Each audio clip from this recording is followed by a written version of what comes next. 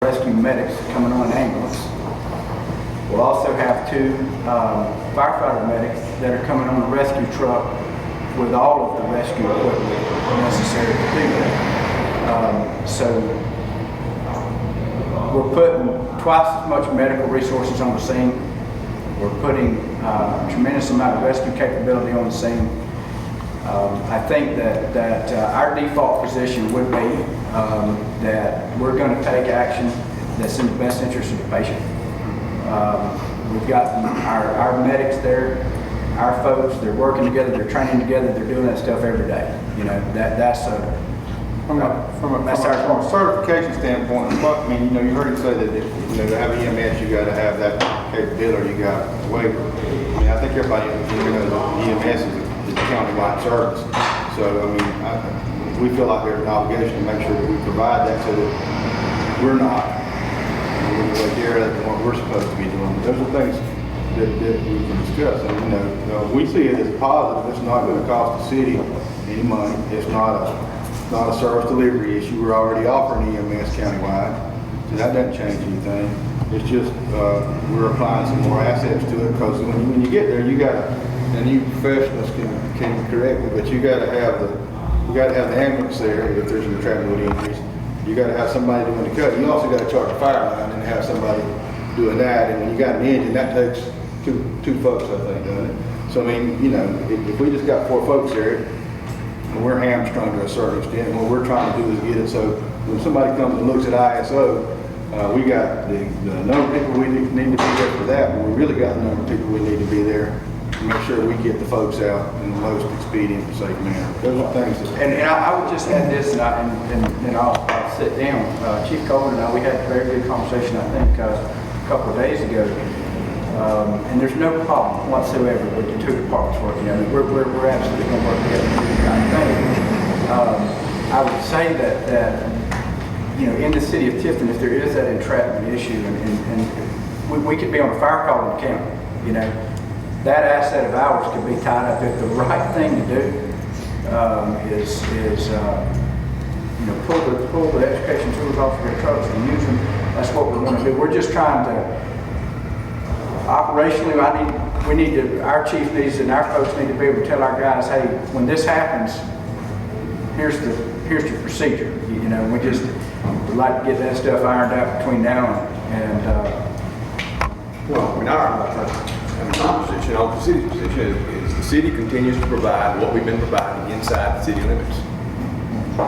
And because the county now has our fire department doesn't mean you come into the city and do anything more so. The city provides whatever we've been providing. Still got the ambulance and the EMS, but beyond that, The city until 2010, EMS was providing extrication.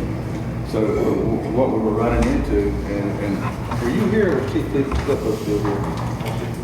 I mean, I know we're both of you here at 10, or you are Chief. No, by the time we took over extrications in December of 2010, flipped over there in office. So I mean, we had a manpower problem with the problem with having enough ambulances and enough firefighters. So what we did is, even though EMS, you know, the fire guys really were picking up that slack, so we had EMS and fire both trying to get there at the same time and manage that. So I mean, you know, originally I think it was being done right. It was an accommodation of partners trying to get the job done. Our issue now is, is the city going to want us to try to get a waiver so that we're not obligated to do extrication in the city? Can we get a waiver? I don't know the answers to those questions. Whole harness or something? Chief, I don't know. Don't you roll your extrication unit every time that you roll the truck? the city will continue doing what we've been doing in the city limits. Yeah, I do what you're doing. Yeah. just for informational purposes, everything Jason said is in fact the case, but that doesn't preclude the city from maintaining education needs.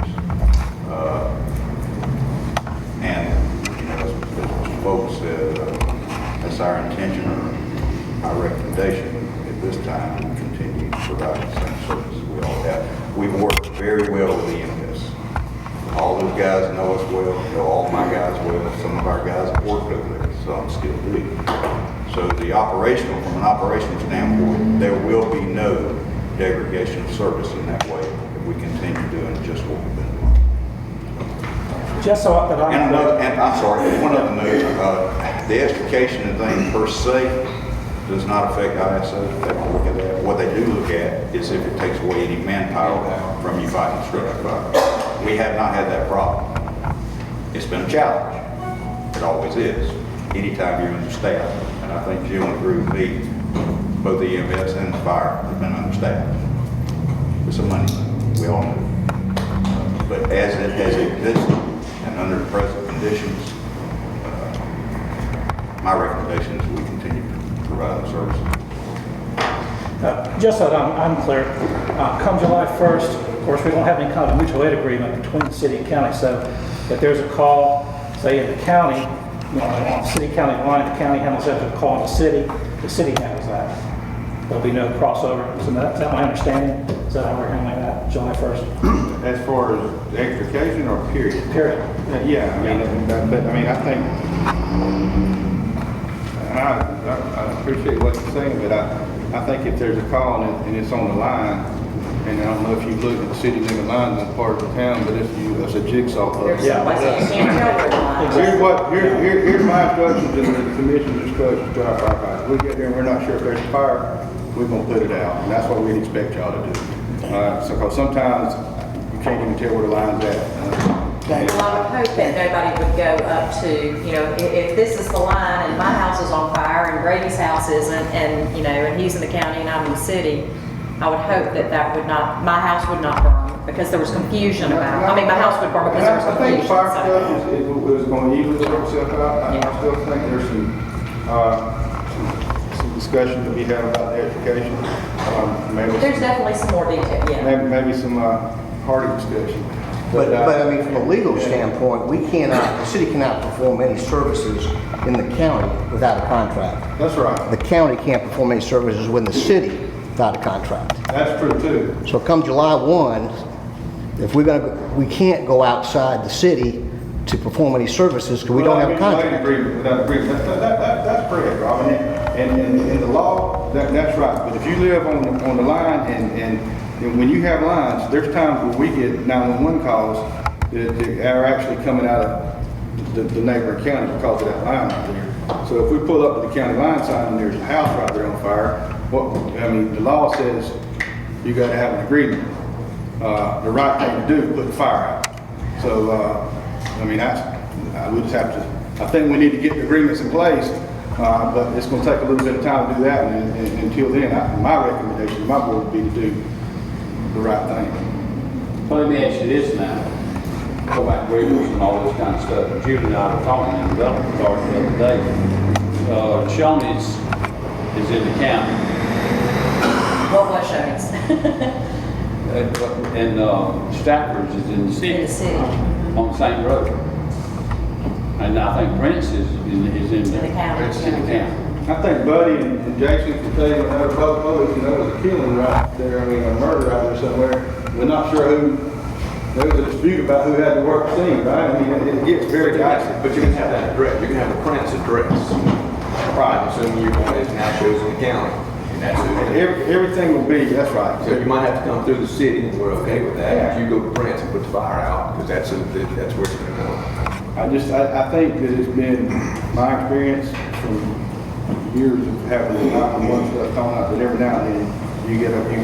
Get into a gray area. You don't think it's here, it's really there. And no one's gonna be down there. The city trucks are not gonna pull up like, oh. We had ambulance, we had to send into the next county because, the road just, you couldn't even tell where to stop, but there was a baby that we had a breathing issue with, so we went. But those are the exceptions. That's exactly right. These others are, And what we really want to work out is where it becomes, the city has an issue, the county has an issue where it's just a really big deal and we need each other's help. And that's what we want to have an understanding about is how we manage that. But that's what I'm saying. I think that's why I asked the question to Jason. I think he answered it by saying he was prepared, but there won't be any calls that are accidentally given to the city that are in the county. I mean, everything should be in As place. long as it comes through an Indiana, that's where it gets messed up is with the phone system sometimes. I mean, that, their computer has to do it and send it to us. That's where that little mix up gets up. It didn't get up mixed up with our address and it gets up, especially the cell phones, sometimes those get a little I blurry. think it's 17th Street is the device. That's one of those areas, yes. One of the areas that only,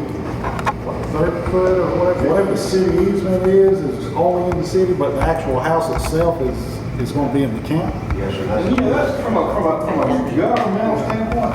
Those are some things that we may, to buddy, We may people need look to at and clean up. Yes.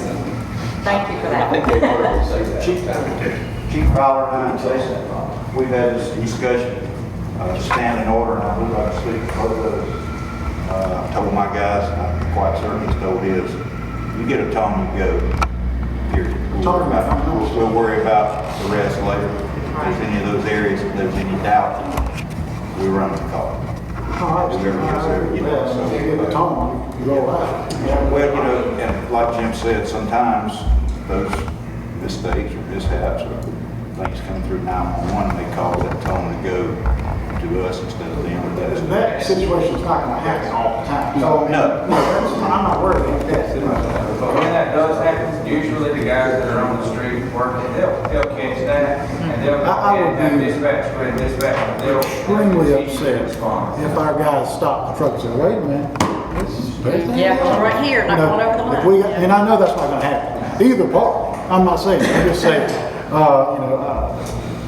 if they get toned out, they're going to make a call, you know.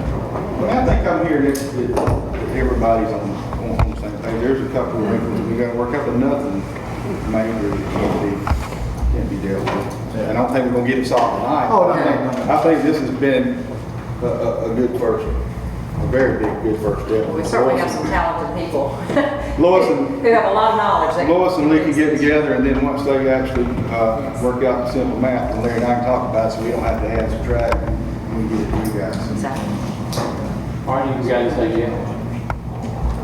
Any other comments, questions, suggestions, ideas?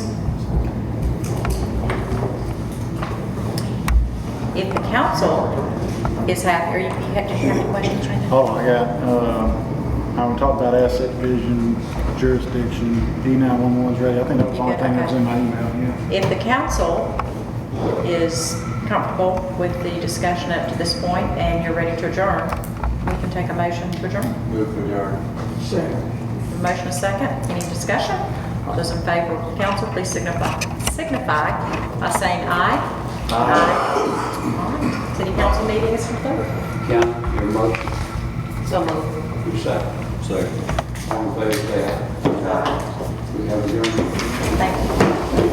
For your reading pleasure, Mr. Chairman.